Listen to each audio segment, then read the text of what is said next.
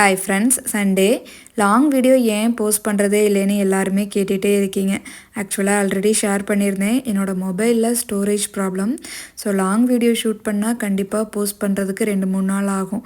So அதுக்கான storage சுத்தமாக இல்லை. அதனால தான் சண்டே லஞ்சுக்கு பிரியாணி தான் செஞ்சுருந்தேன். மட்டன் பிரியாணி. எப்போவுமே ஆயில் பாதி நெய் பாதி ஆட் பண்ணிக்குவேன். தாளிக்கிறதுக்கு பட்டை, கிராம்பு, பிரியாணி எல்லாம் இதெல்லாம் போட்டு தாளிச்சிட்டு பெரிய வெங்காயம் 3 ஆட் பண்ணியிருக்கேன்.